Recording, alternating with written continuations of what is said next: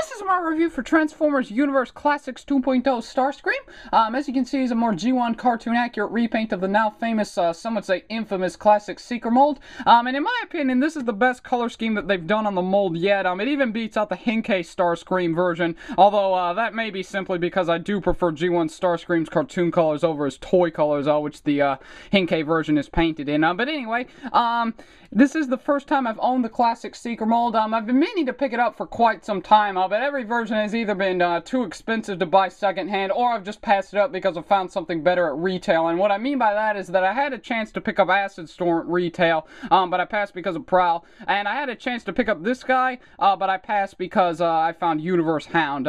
Anyway, I finally caved in and bought it off eBay for, it was a semi-reasonable price. It was around 30 bucks. Certainly doesn't beat out $10, but whatever. Anyway, very, very cool. I really do like this mold, simply because I do love the Starscream character, and also because I really think Hasbro hit the jackpot with this mold, because this mold's been repainted, I want to say it's been repainted at least 10 times, because there was 4 versions of Starscream, 2 versions each of Thundercracker and Skywarp, the BotCon exclusives, the Cone Heads, and Acid Storm, so it's been repainted quite a lot. And while it does take the title of most repainted mold in history, really every single version has been worth buying. Anyway, this is him in his F-15 jet mode. Very nice detail, especially back here in the thrusters. I love this dark charcoal gray plastic that they've highlighted him in. It looks really cool. Not much to say about it in terms of action features. It does have these missiles, which you can fire. They do fire out at a pretty good rate of force, which is nice.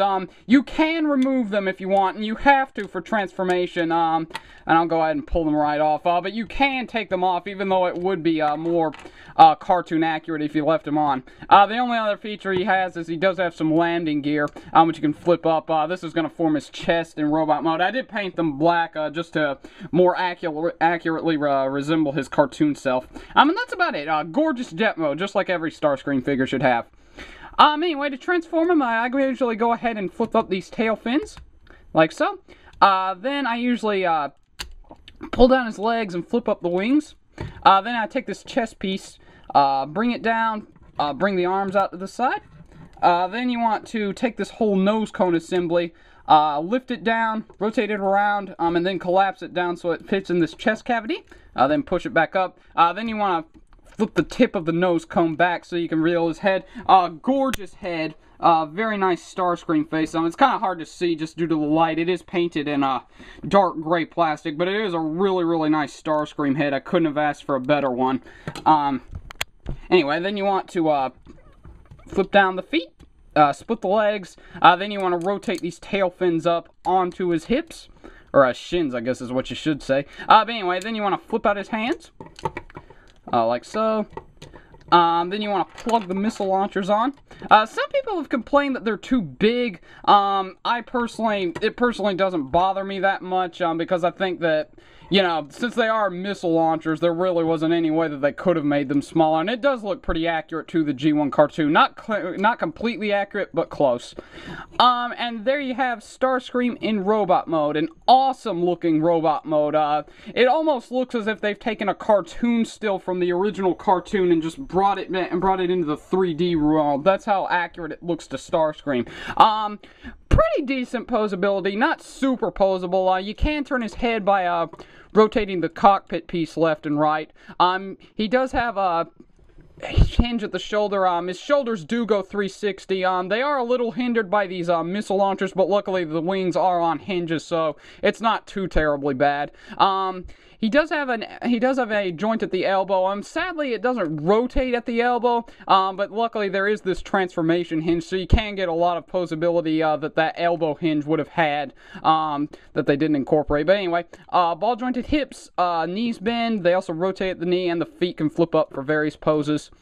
I don't have too many complaints. I do wish that they had done this cockpit piece a little bit better, because it is kind of distracting sticking up from his head.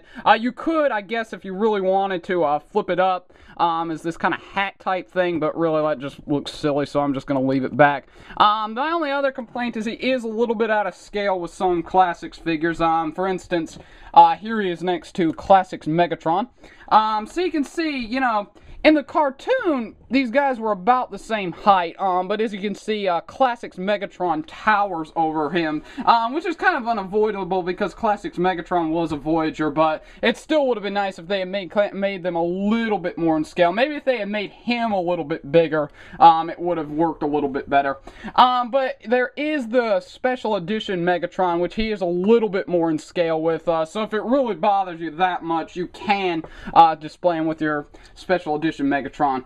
And for a standard size comparison, got too much stuff over here, you can compare him to Bumblebee. So you can see, you know, he's a little bit smaller, but, you know, it was an earlier line before the figures got a little bit bigger. So yeah, highly recommended. Mold is awesome. Any version you can pick up of it is worth it, in my opinion.